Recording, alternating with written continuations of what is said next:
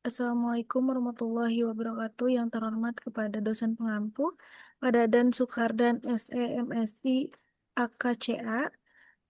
Di sini tentunya dengan adanya saya di sini untuk mempresentasikan studi kelayakan bisnis yang tentunya sudah kita susun.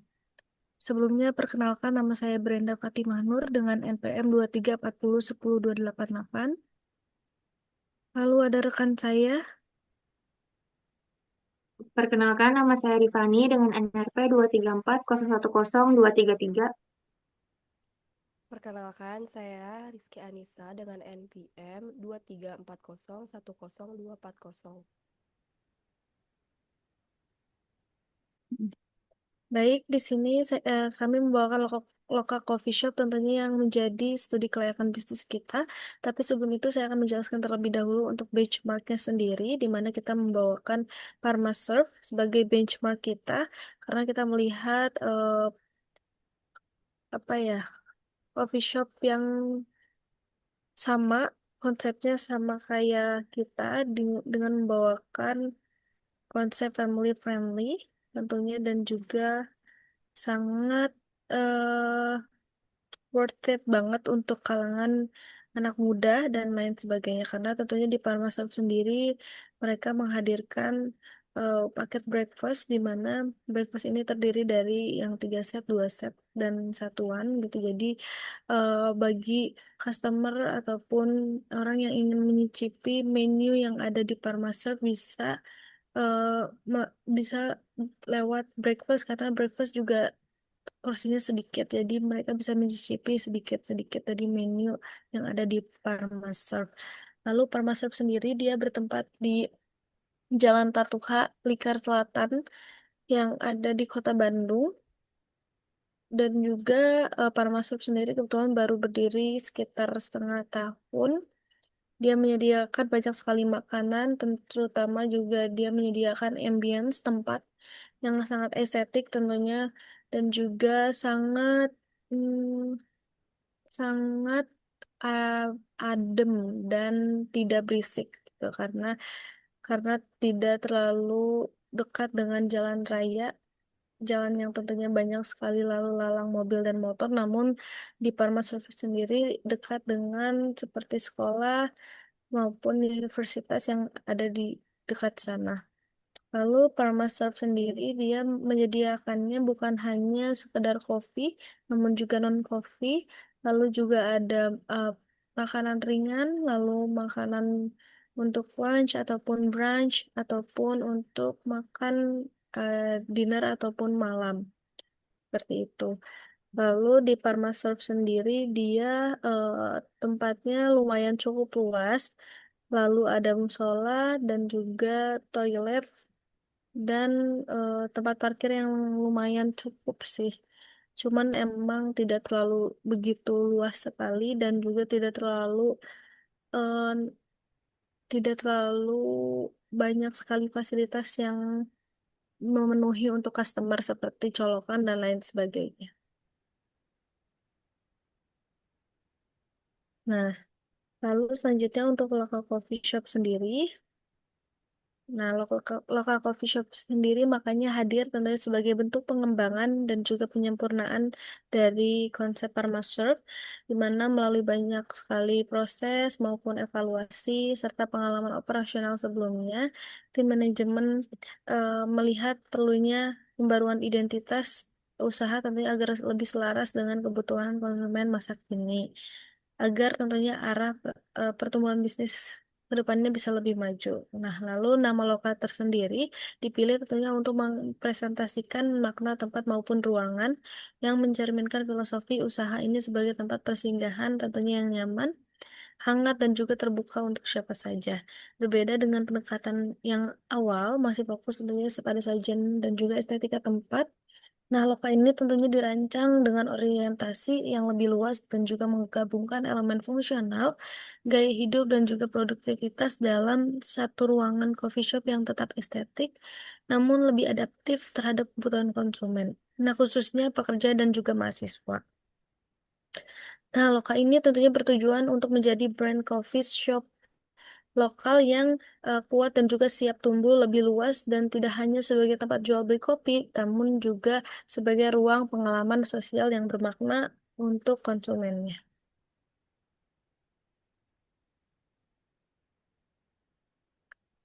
Nah, berikut dengan logo dari lokal coffee shop. Lalu selanjutnya tentang about our business. Yang pertama nama local coffee shop. Untuk alamatnya kita memilih di Jalan Arya Jepang nomor 5 dan juga nomor 7 Citarum Bandung Wetan Kota Bandung Jawa Barat. Nah, untuk bentuk perusahaannya sendiri local coffee shop tentunya merupakan perusahaan perdagangan dan juga jasa di bidang kuliner khususnya minuman kopi dan juga makanan kekinian. Nah, usaha ini tentunya beroperasi sebagai coffee shop yang melayani pelanggan secara langsung melalui penjualan produk dan juga penyajian layanan untuk mendukung kelangsungan usaha secara legal dan juga profesional. Maka local coffee shop sendiri didirikan dalam bentuk badan usaha firma yang dikelola oleh dua pendiri secara aktif.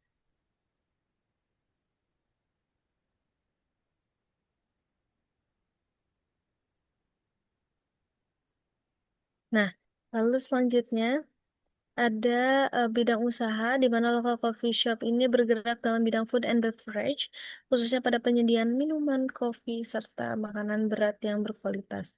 Nah, untuk gambaran umum sendiri, local coffee shop ini hadir sebagai konsep yang baru dan juga nyaman, minimalis dan juga elegan, menawarkan suasana yang cocok untuk berbagai kegiatan, mulai dari bersantai, bekerja, hingga berkumpul bersama teman. Dan juga selain menawarkan kopi, lokal coffee shop juga menyajikan makanan ringan seperti kopi dan juga dessert yang cocok tentunya untuk menemani waktu ngopi para pelanggan. Lalu selanjutnya ada pengembangan pada proses produk, di mana untuk kedepannya nanti local coffee shop ini berencana untuk menambah varian menu kopi yang tentunya unik dan juga minuman dan makanan yang ciamik. Selain itu akan ada ditambahkan pula makanan seperti dessert ataupun kue lainnya untuk menemani kopi, guna tentunya untuk menarik lebih banyak pelanggan dan juga memperkaya pilihan yang tersedia. Lalu ada selanjutnya pengembangan pada tempat usaha, di mana nanti coffee shop ini berencana untuk membuka cabang yang tentunya strategis untuk lokasinya dan setiap cabang nanti akan dirancang dengan konsep interior yang Instagramable dan juga nyaman untuk menarik pelanggan dan terutama di kalangan muda yang gemar berbagi momen di media sosial. Baik, selanjutnya di sini ada aspek pasar dan pemasaran. Di sini yang pertama kita akan mengukur permintaan dulu. Untuk mengukur permintaannya kita menggunakan link rasio di mana diasumsikan bahwa jumlah penduduk itu memiliki alokasi pengeluaran dalam tiga sektor utama, yaitu konsumsi sebesar 80%, investasi sebesar 10%, dan tabungan sebesar 10%. Dari konsumsi sebesar 80% tersebut dibagi lagi ke dalam lima kategori, yaitu pendidikan 20%, sandang 20%, pangan sebesar 30%, pangan sebesar 30%, papan 20%, dan hiburan sebesar 5%. Karena di sini kita fokusnya mengambil ke pangan, dari pangan yang 30% ini, kita ambil lagi dalam dua kategori, yaitu berat dan ringan. Lalu dari kategori berat ini, kita bagi lagi menjadi dua kategori, yaitu terpisah dan paket. Terpisah 50% dan paket 50%, karena di coffee shop kami menyediakan menu paket, jadi kita ambil yang paket. Lalu dari dari paket ini, kita ambil lagi menjadi dua kategori, yaitu dan kopi, nasi dan lauk 50%, dan kopi, pasta, dan cheesecake 50%. Dan yang kita ambil yaitu kopi, pasta, dan cheesecake. Selanjutnya di sini, yang pertama di sini kita akan mencari PE, yaitu yang pertama kita ambil dari data jumlah penduduk tahun 2020 sampai 2024 yang kita dapat dari BPS Bandung Kota dengan jumlah penduduk menurut kelompok umur, yaitu pada umur 15 sampai 49 tahun, dan jenis kelamin berdasarkan jenis kelamin di kota Bandung. Ini data yang kita dapat. Kemudian untuk formula permintaan efektifnya dapat dihitung dengan cara mengkalikan semua rasio yang terlibat, yaitu 80%, 30%, 60%, 50%, dan 50%. Semua itu dikalikan sehingga hasilnya itu di 0,036. Jadi diperoleh nilai rasio sebesar 0,036 yang mempresentasikan proporsi jumlah penduduk yang diasumsikan mengkonsumsi coffee shop dan makanan pendamping lainnya yang kemudian diasumsikan dalam satu orang dari jumlah penduduk dapat mengonsumsi produk ini 2 kali dalam 1 pekan atau 7 hari. Maka dari hari operasional kerja selama 350 hari dalam setahun atau 50 minggu ini dikalikan 2 orang yaitu 100 unit jumlah permintaan tiap tahunnya untuk setiap satu orang konsumen, yaitu berarti 0,036 dikali 50 dikali 2 dan dikali jumlah penduduk. Misalnya ini 0,036 dikali 50 dikali 2 dikali 1.344.963. Sehingga menghasilkan TE.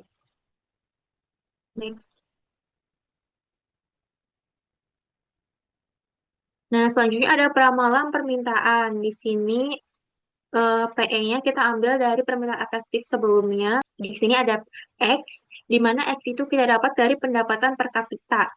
Nah, untuk XY itu hasil dari X dikali Y, dan untuk X kuadrat itu X dikali X.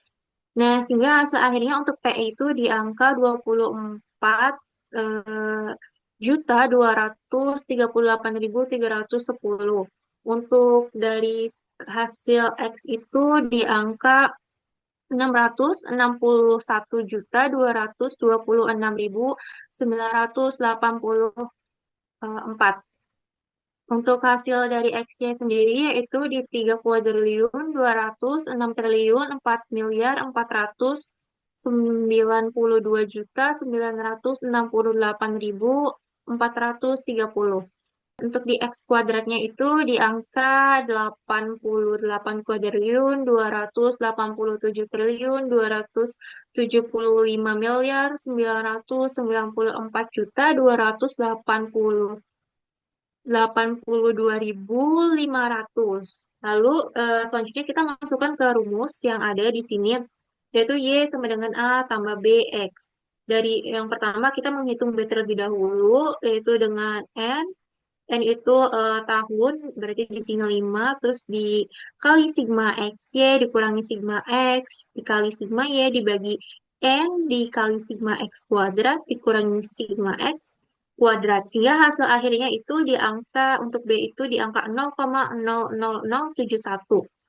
Selanjutnya kita baru menghitung A-nya, di mana rumusnya itu sigma Y dibagi N dikurangi B dikali sigma X dibagi N. Hingga seakhirnya itu di angka 4.753.768. Baru kita lanjut ke peramalan permintaan berdasarkan formula regresi. Yaitu dengan memasukkan hasil dari Y tadi dari tahun 2025 dan seterusnya. Selanjutnya di sini baru kita memasukkan nilai dari Y, yaitu dengan memasukkan hasil dari A ditambah hasil dari B terus sama X.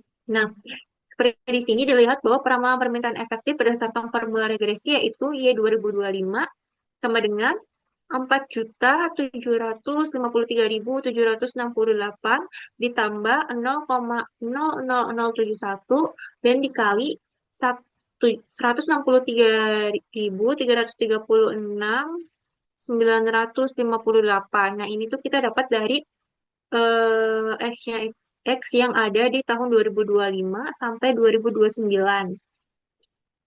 Dan begitu pun seterusnya untuk ke bawah, sehingga hasil akhirnya itu di 2026 ada 4.878.179. Dan di 2027 ada di angka 4.887.025. Di Y 2028 ada di 4.896.500 dan di Y 2029 ada di 4.906.648. Di sini ada perkiraan penjualan. Yang pertama kita akan menghitung asumsi permintaan efektifnya terlebih dahulu. Yang pertama di sini ada PE. PE itu kita dapat dari perhitungan PE sebelumnya dari 2025 sampai 2029. Selanjutnya, kita akan menghitung PE asumsi, di mana untuk menghitung PE asumsi itu dengan cara permintaan efektif dikali persentase dikali skala skenario. Untuk persentase itu diasumsikan yang dimana dari atas ke bawah itu 50% ke 5% itu skala pesimis ke optimis. Nah, 50% itu dari jumlah penduduk yang rentang usia 40 tahun sampai 49 tahun. Sedangkan untuk yang 20% itu dari jumlah penduduk yang rentang usia 15 sampai 19 tahun. Untuk yang 15% itu untuk jumlah penduduk yang rentang usia 35 sampai 39 tahun, dan untuk yang 10% itu dari untuk rentang usia 30 sampai 34 tahun, dan 5% itu untuk jumlah penduduk yang rentang usia 20 tahun sampai 29 tahun. Misal 50% dari jumlah penduduk di rentang usia 40 sampai 49 tahun itu bisa membeli 5 kali unit produk dalam setahun di tahun 2025, itu awal tahun. Dan begitupun seterusnya, sehingga hasilnya itu untuk di tahun 2025 itu TPR asumsinya ada di 49.916.688. Dan untuk tahun 2025 sampai 2029 untuk perhitungannya juga seperti itu, dan hasilnya bisa lihat di sini. Selanjutnya di sini ada eh, pesaing. Untuk menghitung pesaing yaitu dengan unit produksi per hari dikali waktu kerja dikali outlet kompetitor. Seperti di sini, kita akan menyediakan unit produksi itu dalam sehari itu 150. Sedangkan waktu kerja yang kita ambil itu ada di 350, dan outlet kompetitornya itu ada 25. Sehingga hasilnya itu untuk pesaing di 2025 ada di 1.312.500, untuk di tahun 2026 ada di 1.488.490, di tahun 2027 ada di 1.688.078, dan di 2028 ada di 1.914.427, di tahun 2029 ada di 2.171.129. Selanjutnya, di sini kita akan menghitung market potensial, yaitu PE asumsi dikurangi sama pesaing. Sehingga hasilnya itu ada di untuk tahun 2025 ada di 48.604.188, untuk tahun 2026 ada di 48.512.848, dan begitu pun hasil akhir untuk tahun berikutnya. Selanjutnya, kita akan menghitung market share, yaitu cara menghitungnya itu dengan kapasitas produksi dibagi market potensial dikali 100%. Maka coffee shop ini rata-rata 150 per hari, yang dihitung selama 350 hari, sehingga hasilnya itu ada di 52.500 unit untuk per tahunnya. Selanjutnya, untuk proyeksi penjualan, dengan menghitungnya itu dengan cara market potensial dikali market share.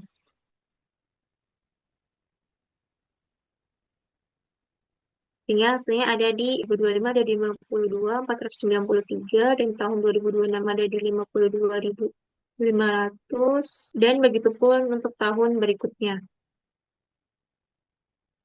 Selanjutnya di sini ada masa hidup produk. Nah, produk yang ditawarkan oleh local coffee shop seperti kopi, big bites, dan dessert termasuk dalam kategori produk konsumsi cepat saji yang memiliki masa hidup relatif pendek. Hal ini disebabkan oleh karakteristik bahan baku segar yang digunakan serta tidak adanya tambahan bahan pengawet dalam proses produksinya. Nah, selanjutnya di sini ada perencanaan program pemasaran. Yang pertama itu pasti kita akan menggunakan media sosial gitu. Local Cafe pasti akan memaksimalkan Instagram sebagai kanal promosi dengan unggahan harian berupa foto menu, video proses pembuatan kopi, dan suasana coffee shop yang dikemas estetik agar dapat meningkatkan daya tarik dan engagement audiens. Terus juga di sini ada kemitraan dan kolaborasi. Bagian dari strategi pemasaran yang bersifat organik yang tepat sasaran. Local Coffee Shop akan menggandeng influencer lokal yang relevan dengan dunia kuliner kopi dan lifestyle di Bandung. Selanjutnya ada pelayanan personal, yaitu local coffee shop akan menempatkan interaksi langsung dengan pelanggan sebagai bagian penting dari strategi pemasaran jangka panjang. Staf akan dilatih untuk memberikan pelayanan yang ramah dan responsif. Selanjutnya ada rate review berbasis lokasi di Google Maps. Pelanggan akan diajak secara halus untuk memberikan ulasan positif setelah kunjungan, baik secara verbal maupun melalui reminder pada nota pembayaran atau media promosi kecil di meja. Selanjutnya di sini ada internal analysis. Yang pertama ada analisis SWOT. Yang kekuatannya tuh suasana tempat yang modis dan nyaman. Terus ada menu yang variatif. Terus fokus pada kenyamanan pelanggan dengan menyediakan fasilitas seperti connectivity Wi-Fi, colokan listrik, dan tempat yang duduk yang nyaman. Terus ada pelayanan ramah dan personal. Dan untuk kelemahannya tersendiri yaitu jangkauan pasar yang masih terbatas. Local coffee shop hanya beroperasi di satu lokasi sehingga belum menjangkau konsumen yang lebih luas di luar area tersebut. Terus ada kesadaran merek yang masih dalam tahap awal karena masih baru berkembang gitu. Terus untuk peluangnya itu ada peningkatan tren konsumsi kopi dan nongkrong. Terus ada ekspansi ke lokasi strategis lainnya, banyak wilayah di kota yang memiliki potensi besar untuk mengembangkan cabang, terutama di sekitaran kampus, pusat perkantoran, dan area komersial. Yang terakhir ada kolaborasi dengan komunitas dan event lokal. Terus untuk tantangannya, yaitu tingginya persaingan dengan coffee shop lainnya. Selanjutnya ada perubahan tren konsumsi yang cepat, preferensi konsumen terutama di kalangan anak muda sering berubah seiring waktu. Hal ini menjadi tantangan untuk terus berinovasi dan menyesuaikan konsep agar tetap relevan. Selanjutnya di sini ada analisis FPP. Yang pertama ada segmenting, melihat dari demografis, itu ada usia, yaitu dengan target utama berusia 15 sampai 49 tahun. Untuk pendidikan itu multi background atau merujuk pada pengguna dengan latar belakang pendidikan yang beragam. Untuk ekonomi juga multi background atau menargetkan individu dengan pendapatan skala menengah ke atas. Selanjutnya di sini ada dari aspek psikografis, yaitu mencakup produktivitas. Coffee shop menyasar ke individu yang memiliki mobilitas tinggi gitu. Selanjutnya ada motivasi konsumen. eh, Motif utama pelanggan toko coffee shop dalam mengkonsumsi kopi dan makanan bukan sekadar karena kebutuhan primer, tetapi juga sebagai bagian dari gaya hidup. Dan terus di sini juga nilai personal, seperti kebersihan, estetika, dan keramahan juga menjadi penentu utama untuk loyalitas pelanggan. Selanjutnya, di sini ada dari aspek geografis, yaitu mencakup lokasi. Toko coffee shop menargetkan konsumen di area perkotaan seperti Bandung, tetapi tetap berpeluang untuk lebih menjangkau konsumen di beberapa wilayah yang strategis di pusat kota. Selanjutnya untuk di sini ada karakteristik wilayah. Local coffee shop memiliki usaha di Kota Bandung dengan mempertimbangkan karakter wilayah yang memiliki kepadatan aktivitas. Selanjutnya di sini ada positioning. Yang pertama itu ada mahasiswa dan pelajar yang mencari tempat untuk belajar, berkumpul, atau beristirahat sambil menikmati menu yang tersedia. Terus di sini ada pekerja yang membutuhkan ruang yang tenang untuk bekerja atau melakukan pertemuan informal ataupun rapat santai. Yang selanjutnya ada masyarakat umum yang membutuhkan tempat untuk nongkrong cantik, untuk bertemu dengan teman maupun kerabat dengan tempat yang menyatu dengan vibes lingkungan yang santai. Nah, local coffee shop juga memposisikan dirinya sebagai coffee shop yang menyajikan produk makanan dan minuman berkualitas tinggi dengan rasa unik dan segar yang cocok bagi mereka yang ingin menikmati kopi dan minuman sehat dalam suasana yang nyaman dan estetik. Ya, di sini ada produk, namun yang ditawarkan itu dibagi menjadi beberapa kategori di tiap paketnya. Bisa dilihat di sini untuk menu paketnya itu ada local classic, local value, local delight, local cozy, dan local bites. Untuk minuman dan makanannya bisa dilihat yang ada di sini tertera. Terus untuk price-nya itu tiap pack itu berkisaran harga 76.000 sampai 82.000. Nah, untuk Loka Classic itu di harga 80.000, untuk Loka Berry itu di harga 82.000, untuk Loka Delight itu di 78.000, Loka Cozy itu di 76.000, dan Loka Bites itu di 78.000. Nah, untuk place-nya itu, lokal coffee shop berlokasi di tempat yang ramai di Bandung, mudah diakses oleh customer dengan kendaraan apapun. Lokasi ini dipilih karena kedekatannya dengan area perkantoran, kampus, dan pusat perbelanjaan yang memudahkan akses bagi target pasar seperti mahasiswa, pekerja, dan masyarakat umum. Selanjutnya ada promotion. Promosi yang dilakukan oleh local coffee shop difokuskan pada dua pendekatan utama untuk penawaran dan promosi digital melalui media sosial. Paket bundling yang ditawarkan berisi kombinasi makanan dan minuman dalam satu harga yang dirancang untuk menarik minat konsumen kelas menengah ke atas yang mengutamakan kualitas, kenyamanan, dan efisiensi. Di sini ada aspek teknis dan produktif. Yang pertama itu ada proses produksi, tahapan-tahapannya itu berupa, yang pertama ada penerimaan bahan baku, persiapan produksi, proses pembuatan minuman dan makanan, penyajian produk, dan pembersihan dan pengolahan limbah. Nah, di sini adalah alat-alat yang kita butuhkan, terus ada bahan baku dan kemasan juga. Bisa dilihat di sini. Nah, selanjutnya ada penyusunan jadwal operasional kerja. Local coffee shop itu buka setiap hari dari pukul 6 pagi hingga 00 dini hari. Jam operasional dimulai lebih awal karena tersedia menu yang family friendly, disajikan khusus dari pukul 6 hingga 12 siang. Schedule kerja akan dibagi menjadi beberapa shift dengan perincian sebagai berikut. Yang pertama ada shift pagi atau opening dari jam 6 sampai 2 siang. Terus ada shift siang atau middle dari jam 2 siang sampai jam 10 malam. Dan selanjutnya ada shift malam atau closing dari jam 4 sore sampai 12 malam. Nah, di sini ada layout produksi. Yang pertama itu ada parkir di awal, terus ada area seat teras, terus ada area seat outdoor, terus langsung disuguhi oleh pintu masuk, yang dimana di depannya itu langsung ada bar, terus di sampingnya itu ada area sofa, terus di depan area sofa itu ada area tempat duduk biasa, terus di sini ada pintu lagi yang berisi toilet, terus di sebelahnya ada seat backer, terus ada tempat penyimpanan, area kitchen, dan musola. Selanjutnya, di sini ada pemilihan lokasi. Local Coffee Shop memilih lokasi di Jalan Arya Jipang, Kota Bandung, Jawa Barat. Lokasi ini berada di pinggir jalan yang tentunya dapat mudah dijangkau dan ditemukan karena kawasan jalanan yang ramai dan strategis. Baik, bismillah. Terima kasih kepada rekan saya sebelumnya. Di sini saya akan menjelaskan mengenai aspek keuangan yang dimana pada aspek keuangan ini berawal dari biaya produksi. Biaya produksi ini mencakup biaya bahan baku dan juga ada biaya bahan baku yang dimana biaya bahan-bahan yang akan dibutuhkan dalam pembuatan produksi di local coffee shop ini. Itu di sini ada sejenis susu, eh, perbumbuan, juga bahan-bahan dasar yang tentunya membutuhkan total biaya produksi pada perharinya yaitu Rp933.997, di mana pada produksi bulanan ini biaya bahan baku mengeluarkan Rp27.241.567,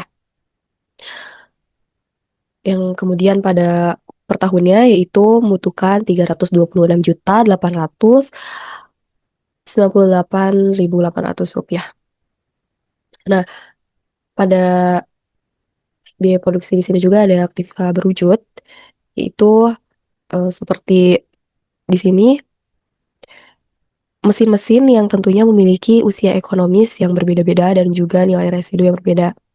Contohnya di sini ada rice cooker, di mana rice cooker ini membutuhkan usia. Contohnya di sini ada rice cooker. Rice cooker di sini dibutuhkan satu buah, di mana pada usia ekonomisnya itu 5 tahun. Nah, ketika 5 tahun itu sudah mengalami penyusutan, maka ada nilai residunya. Nilai residunya ini yaitu 5%. Nah, kemudian Nilai residu ini didapatkan dari perolehan jumlah dari harga perolehan. Misalkan di sini rice cooker dibutuhkan satu, eh, maka harganya 570.000. Nah, jumlahnya juga 570.000. Nah, dari jumlah itu kemudian dikalikan dengan persenan dari nilai residu, maka dihasilkan bahwa nilai residunya itu Rp28.500. Nah, setelah nilai residu sudah tahu nilai residunya sekian, maka depresiasinya yaitu Rp108.300, di mana didapatkan dari harga perolehan dikurangi dengan nilai residu, kemudian dibagikan dengan usia ekonomisnya berapa tahun gitu. Nah, dengan di sini total keseluruhannya yaitu pada aktiva berwujud harga perolehannya Rp288.232.462, di mana totalnya itu Rp303.841.332, dan depresiasi pada aktiva berwujud keseluruhannya yaitu Rp65.241.527. Nah, selain dari aktiva berwujud, di sini juga ada aktiva tak berwujud. Aktiva tak berwujud ini terdiri dari pendirian perusahaan, di mana pendirian perusahaan juga ada usia ekonomisnya yaitu 5 tahun atau jangkanya 5 tahun, tapi tidak ada nilai residunya. Nah, kemudian ada perizinan perusahaan juga. Di sini nilai perizinan perusahaan itu eh, sebesar 5 juta. Kemudian merek, hak, dan paten juga di sini 10 juta gitu. Hingga total keseluruhannya dari aktivata berwujud ini 20 juta dan depresiasinya 2 juta. Nah, depresiasi yang didapatkan ini kan nilai residunya 0, tetapi tetap dijumlahkan, yaitu jadi harga perolehan ini dibagi dengan usia ekonomisnya. Sehingga di sini dibutuhkan dana, yaitu ada kualifikasikan, ada biaya variabel dan juga biaya tetap. Biaya variabel ini mencakup biaya bahan sebesar Rp326.898.800 pada tiap tahunnya. Nah, kemudian kalau 5 tahun itu Rp1.634.494.000, dan juga ada di sini BOP 240 juta pada tiap tahunnya, dan 5 tahunnya itu Rp1.200.000. Dan biaya tetap di sini ada gaji karyawan 30 orang, local coffee shop akan merekrut 30 orang karyawan, dan gaji manajernya 3 orang, itu 240 juta. Di sini biaya tetapnya per tahun totalnya adalah 715.324.000. Kemudian pada per 5 tahunnya itu Rp3.576.620.000. Di sini dikelompokkan dengan aset tetap ini yaitu mencakup mesin dan peralatan. Maka maksudnya aset tetap mesin dan peralatan ini adalah aset yang ada wujudnya dan juga ada nilai residu dan depresiasinya. Nah, harga perolehan dari aset tetap ini dimasukkan dari total investasi yang dibutuhkan, yaitu Rp61.691.872. Kemudian mencakup depresiasinya itu Rp8.607.506, dan nilai residunya itu Rp6.385.744. Mesin dan peralatan itu yang berwarna putih. Sisanya yang berwarna gelap ini adalah alat, ya, barang yang dikenakan tetapi tidak ada nilai residunya. Ini ada sapu, ya. Sapu di sini diasumsikan bahwa usia ekonomisnya adalah 3 tahun. 3 tahun ini kalau sapunya sudah habis masa pakainya, maka ya tidak dapat dijual kembali gitu. Kemudian kembali lagi di sini penyusutan dan amortisasi atau depresiasi dan amortisasi. Nah, kalau amortisasi pada local coffee shop ini tidak ada, jadi hanya ada depresiasinya yaitu sebesar Rp65.241.527, yang itu didapatkan dari depresiasi dari mesin dan peralatan. Kemudian di sini ada investasi awal, di mana investasi awal yang dibutuhkan yaitu mencakup modal kerja variabel dan modal kerja tetap.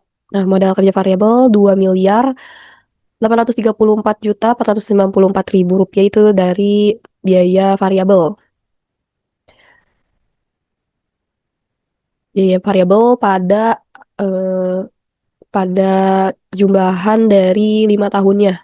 Kemudian begitu pun biaya modal kerja tetap dari biaya biaya tetap yaitu per 5 tahun yaitu 3 miliar sekian dan ya sama.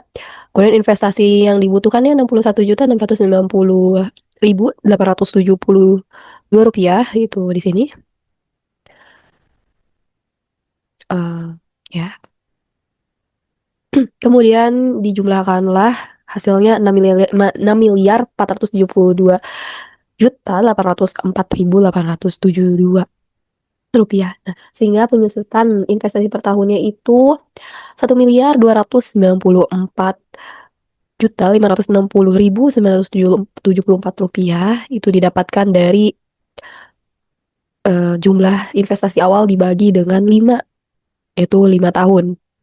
Sehingga di sini sumber dana dibutuhkan adalah sejumlah 6.472.804.872 rupiah. Nah, dikualifikasikan bahwa modal sendiri ini 80% sehingga 6 miliar sekian itu dikali dengan 80% yaitu sekitar 5.178.243.898 rupiah dan kredit bank ini sebesar 1.294.560.974 rupiah. Nah, tadi terdapat pinjaman bank, maka pinjaman bank ini tentunya membutuhkan 1.294.560.974 rupiah. Nah, pada ketentuan dari bunga kredit yang didapatkan yaitu 9% atau 9% per tahun atau kalau per bulan itu 0,0075 gitu. Dan jatuh temponya 3 tahun tenornya. Nah, di sini berarti saldo akhir pada angsuran tahun pertama yaitu tersisa 901.103.757 yaitu setelah setelah saldo awal ini dikurangi dengan pokok gitu. Kemudian pada tahun kedua yaitu saldo akhirnya tersisa 470.737.538 rupiah. Dan pada saldo akhirnya sudah kosong, berarti sudah habis. Setelah menentukan kebutuhan dana dan perhitungan dari pokok dan bunga pinjaman, maka di sini kami membagi bahan baku yang dibutuhkan pada setiap menu dari lokal coffee shop ini, yaitu ada kan menunya. Yang pertama ada Loka Klasik, yang kedua Loka Berry, yang ketiga Loka Delight, yang keempat Loka Cozy, dan yang kelima Loka Bites. Nah, pada Loka Klasik ini membutuhkan biaya bahan baku sebesar Rp27.429 pada setiap satu porsinya.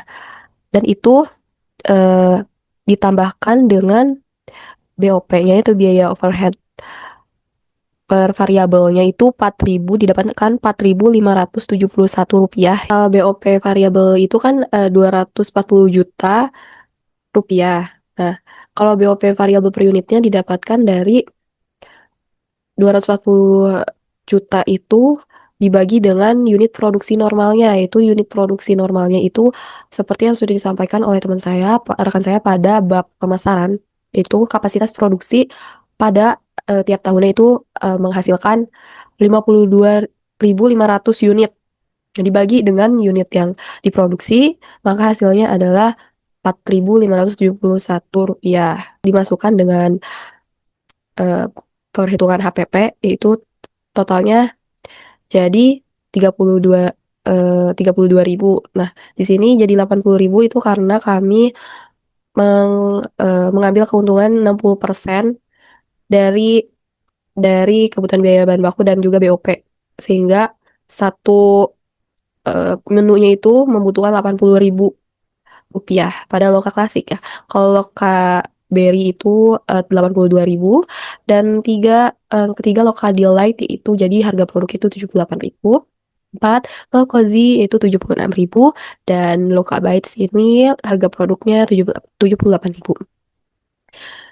Di sini sudah ada kuantitas dan juga satuan dan harga unit yang saat dirincikan karena memang misalkan kebutuhan dari daging sendiri itu ada kuantitasnya walaupun hanya sedikit. Jadi kami tidak menjumlahkannya secara keseluruhan. Misalkan untuk 5 menu ini membutuhkan daging berapa karena berbeda-beda pada setiap menunya. Kemudian di sini masuk dengan tafsiran dari laba dan rugi.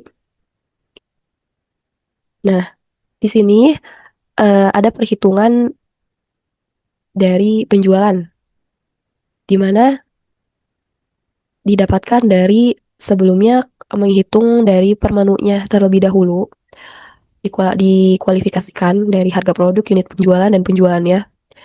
Di sini harga produk Loka Klasik itu 80.000 tiap packnya. Nah, unit penjualannya itu di sini pada tahun pertama itu 8.400.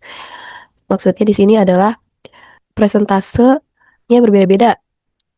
Nah, kami skalakannya jadi 80% untuk tahun pertama, yang kedua 85%, yang ketiga 90%, yang keempat 95%, dan tahun kelima baru bisa produksi full yaitu 100% atau 52.500 unit.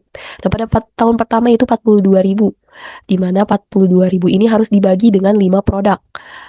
Maksudnya 5 menu. Nah, maka pada tahun pertama ini pada menu pertama namanya Loka Klasik ini memproduksi 8.400. Begitupun yang kedua Loka Berry itu 8.400 dan seterusnya. Kemudian perbedaan pada tahun kedua yaitu 8.925 unit atau pack. Tahun ketiga yaitu 9.450 pack. Kemudian yang keempat 9.975 pack dan yang kelima ada 10.500 pack. Dan itu berlaku untuk semua produk, semua menu. Nah, penjualan yang dihasilkan di sini berbeda-beda karena tergantung dengan harga produk yang diperoleh, yaitu harga produk pada Loka Klasik itu kan 80.000, maka 82.000 ini dikali dengan 8.400. Maka hasilnya itu adalah penjualannya. Penjualannya itu pada tahun pertama Loka Klasik ini jika full unit yang terjual atau 8.400 unit, ini menghasilkan penjualan sekitar arus kas masuknya 172 juta rupiah dan seterusnya. Loka Berry pun sama, Loka Cozy dan Loka Delight dan Loka Bites. Nah, di sini nanti dimasukkan dengan keseluruhannya di sini masih sama. Berarti di sini unit penjualannya tadi uh, sesuai dengan persenan gitu.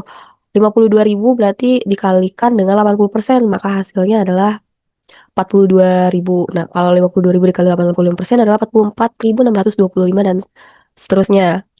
Kemudian di sini penjualannya dihasilkan dari total unit 5 menu ini, yaitu di sini hasil dari penjumlahan Loka Klasik pada tahun pertama, Loka Berry tahun kedua, maksudnya tahun pertama, Loka Cozy tahun pertama, dan Loka Delight tahun pertama, Loka Bites tahun pertama, dan tahun pertama itu menghasilkan seluruhnya ada 3.309.600.000. Kalau tahun kedua ini 3.516.450.000 rupiah dan seterusnya. Kemudian di sini beban variabel. Nah, beban variabel di sini untuk menentukan laba kontribusi. Laba kontribusi ini adalah hasil dari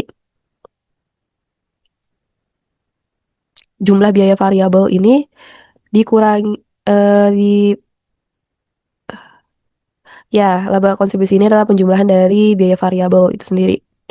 Maka biaya bahan ini ditotalkan jadi 1.131.857.570 rupiah itu didapatkan dari biaya biaya bahan baku untuk keseluruhan unitnya itu membutuhkan sekian. Dan tahun kedua berbeda karena dilihat dari produksi unit itu kan tahun pertama 42.000, maka 42.000 itu dikalikan dengan biaya bahan bakunya.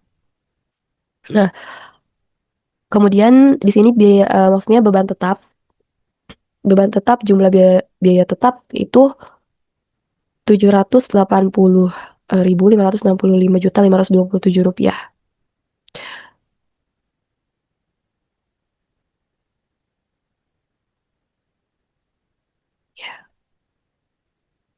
Kemudian di sini ada laba sebelum bunga dan pajak atau EBIT, earning before interest tax, itu pada tahun pada tahun pertama, yaitu laba sebelum bunga dan pajaknya 1.205.176.903. Itu adalah hasil dari laba kontribusi yang dikurangi dengan jumlah biaya tetap.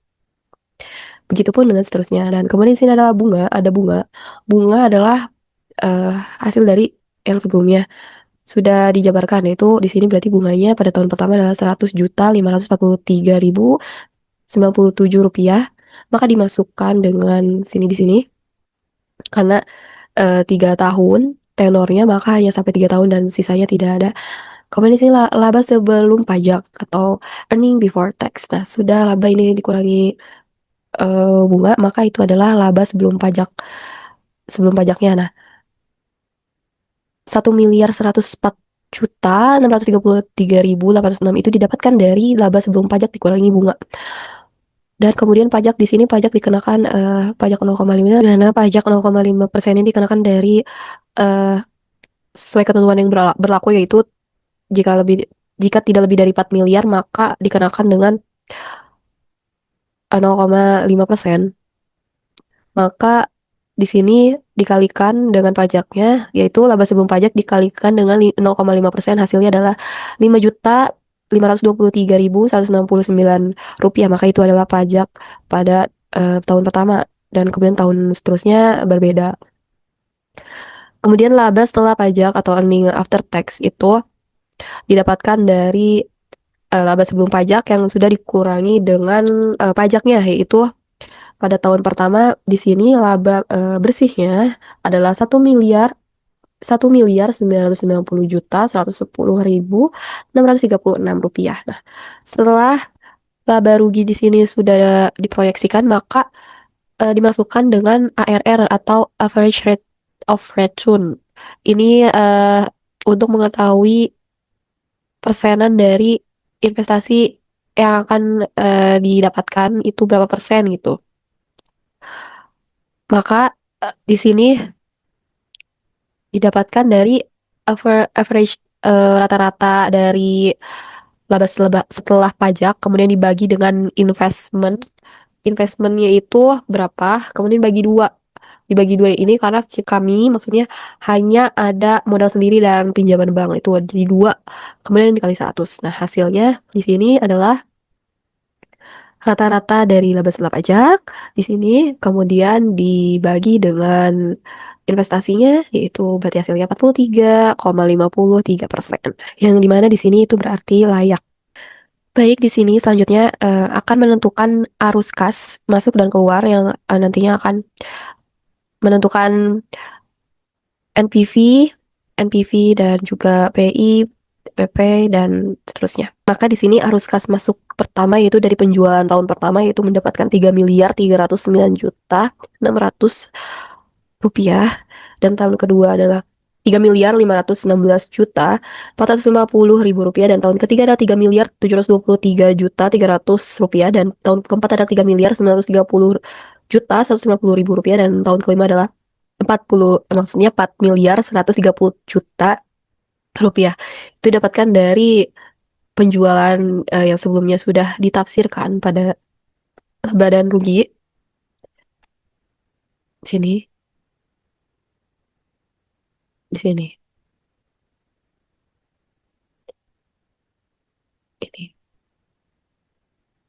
Kemudian pada arus kas keluarnya itu pada arus kas keluar di sini mencakup investasi. Jadi mana investasi awal itu 5.178.543.898 itu adalah dari investasi awal atau modal sendiri. Maka biaya bahannya adalah Rp1.831.857.570 dan tahun pertama ini gaji 580 juta. Kemudian BOP variabel itu 192 juta dan beban administrasi 36 juta, listrik 26 juta, air 20 juta, 24 juta, telepon wifi itu 9 juta sekian, dan cicilan pokoknya ini didapatkan dari tafsiran pokok dan bunga yang tadi, yaitu pokok. Nah, karena hanya sampai 3 tahun, maka sisanya tidak ada, begitupun dengan bunga. Pajak 0,5%. Maka jumlah arus keluarnya yaitu dan tahun pertama adalah Rp2.538.705.054 dan seterusnya. Kemudian di sini sisa investasinya didapatkan dari penjumlahan arus kas masuk pada tahun sebelumnya dan ditambah dengan tahun yang sekarang gitu. Maka hasilnya di sini sisa investasi pada tahun pertama itu masih minus, yaitu Rp1.888.843.858 dan tahun kedua adalah Rp1.647.806.102. Tahun ketiga adalah Rp5.371.106.102 dan seterusnya. Maka di sini payback periodnya itu didapatkan dari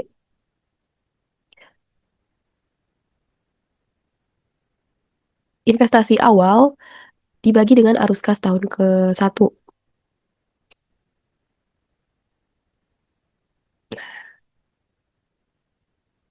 Ini maksudnya. Investasi awal dibagi dengan tahun ke-1.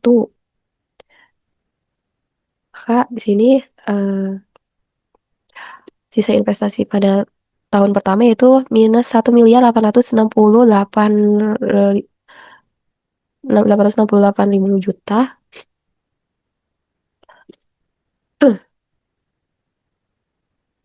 Nah, sisa investasi di sini didapatkan dari investasi awal dikurangi, di sini ada rumus ya, untuk payback period, investasi awal dibagi dengan arus kas tahun ke-1, tahun pertama. Nih, misalnya di tahun kedua. Misalnya di sini tahun pertama, yaitu investasi awalnya adalah 500. Ulang. Di sini sisa investasi pada tahun pertama, misalnya, yaitu dengan rumus untuk payback period ini adalah investasi awal dibagi dengan arus kas tahun ke-1 atau arus kas masuk tahun pertama, yaitu 5.178.243.858 dibagi dengan 3.309.600.000 dan kemudian hasilnya adalah itulah payback periodnya, yaitu 1,56065 tahun atau 18,8 bulan, atau jika dikonversikan dengan hari yaitu 563 hari balik modalnya. Lanjut untuk PVIF-nya. Untuk menentukan apa? Untuk menentukan PV ini untuk menentukan NPV. Maka PVF-nya di sini 14%. Nah, 14% itu didapatkan dari cost kapitalnya yang sudah diperhitungkan, dirincikan di sini. Kemudian pada tahun pertama ini PVIF-nya 0,877 sampai tahun kelima di sini 0,519. Nanti dari mana? Misalnya kan rumusnya itu PVF itu rumusnya 1 dibagi dengan penjumlahan dari 1 ditambah dengan bunga, kemudian dikalikan dengan jumlah periode. Sini berarti 1 dibagi dengan 1 ditambah 0,14. Nah, PVF-nya kan 14%. Kemudian dikali dengan 5 tahun periodenya. Dan hasilnya adalah di sini tahun kelima berarti 0,519. Dan PV-nya ini didapatkan dari arus kas masuk yang dikalikan dengan PVIF-nya. Nah, berarti di sini tahun kelima berarti tahun kelima ini PV-nya 2.148.628.164 rupiah.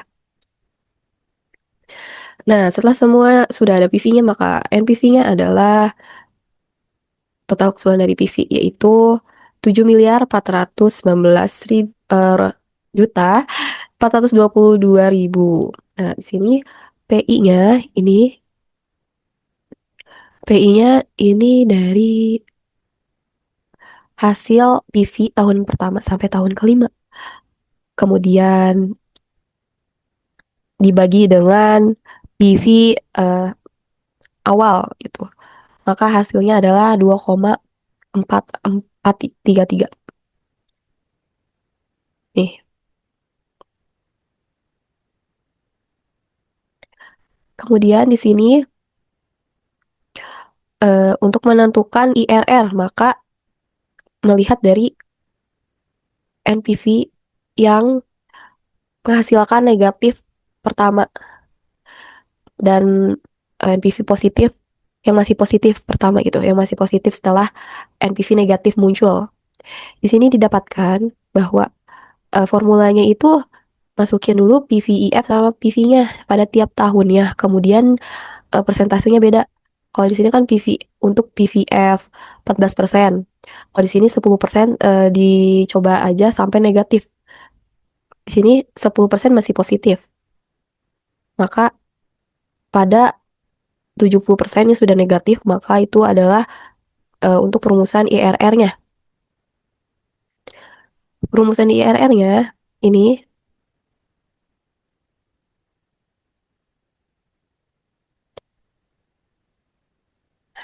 rumusnya adalah I1 atau tingkat bunga pertama yang masih menghasilkan NPV positif. Kemudian ditambah dengan NPV 1.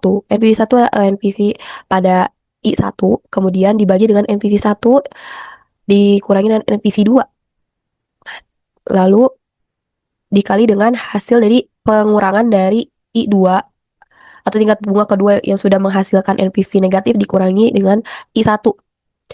Di sini maka perhitungannya IRR-nya ya di sini I1 adalah 60 ya, 60 positif, masih positif yaitu 60. Di sini dilihat dari persentasenya yaitu 60. Nah, kemudian ditambah dengan nantinya hasil dari pembagian dari NPV 1 yaitu NPV 1-nya 167 juta 106.536 rupiah, kemudian dibagi dengan hasil dari pengurangan NPV 1 yaitu 167 juta 106.536 yang dikurangi dengan 409 negatif 494 juta 883 rupiah 460 dikalikan dengan 70 dikurangi 60 ya, 70 ya persentase dari negatif NPV negatif tadi. Maka hasilnya adalah setelah dimasuk-masukkan 62,52%. Itu sebenarnya layak IRR-nya. Baik, selanjutnya saya akan menjelaskan aspek manajemen, di mana yang pertama ada owner, lalu ada manajer keuangan, dan juga manajer marketing. Untuk owner sendiri bisa dilihat bahwa yang pertama sebagai pemilik modal yang memimpin operasional usaha, lalu yang kedua tentunya untuk menyusun strategi jangka panjang dan juga menyusun meningkatkan kualitas produk dan juga layanan. Lalu yang ketiga tentunya untuk mengawasi operasional. Lalu yang keempat untuk memantau dan juga mengelola pasokan bahan baku dan juga hubungan dengan pemasok. Lalu yang kelima untuk membuat prosedur operasional. Yang keenam menyusun jadwal kerja bagi staf dan juga memastikan pelayanan yang optimal. Lalu yang kedua ada manajer keuangan, tentunya untuk mengelola pembukuan dan juga administrasi keuangan, menyusun laporan keuangan, mengelola anggaran operasional, dan juga memastikan semua pengeluaran sesuai dengan anggaran yang ditetapkan, dan yang terakhir menangani pengelolaan pajak dan juga gaji.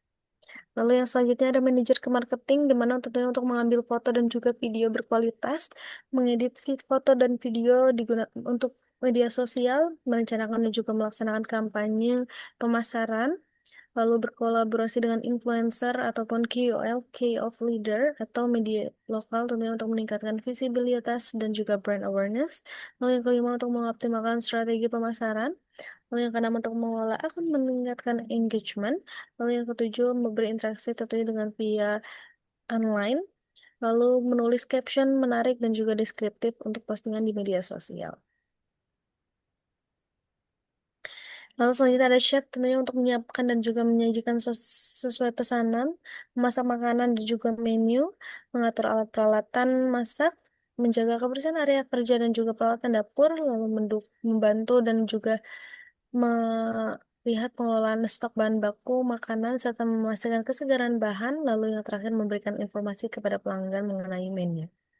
Lalu ada barista dan juga waitress yang pertama menyajikan makanan dan juga minuman yang sudah dipesan. Lalu yang kedua memberikan pelayanan yang ramah dan juga profesional. Ketiga menjaga kebersihan meja dan juga area sekitar tempat. Keempat membantu dalam pengambilan pesanan dan juga memberikan rekomendasi menu. Lalu yang kelima membantu dalam proses persiapan minuman dan juga makanan. Lalu yang keenam melayani customer untuk pemesanan dan juga pembayaran di meja kasir. Lalu selanjutnya ada satpam, di mana tentunya satpam ini menjaga keamanan dan juga ketertiban di area sekitar coffee shop. Lalu yang kedua mengawasi keluar masuknya orang dan juga menjaga dan juga memastikan barang-barang di dalam coffee shop aman dan juga terhindar dari ancaman maupun pencurian dan juga kerusakan. Lalu selanjutnya ada cleaning service. Yang pertama membersihkan area meja dan juga kursi. Lalu yang kedua menyapu dan juga mengepel lantai secara rutin. Lalu membersihkan kaca maupun jendela. Lalu mengelola kebersihan toilet dan juga wastafel, termasuk mengisi ulang sabun dan juga tisu. Lalu selanjutnya mengambil dan juga membuang sampah dari tempat sampah ke tempat pembuangan akhir. Dan yang terakhir menjaga kebersihan seluruh area lokal coffee shop.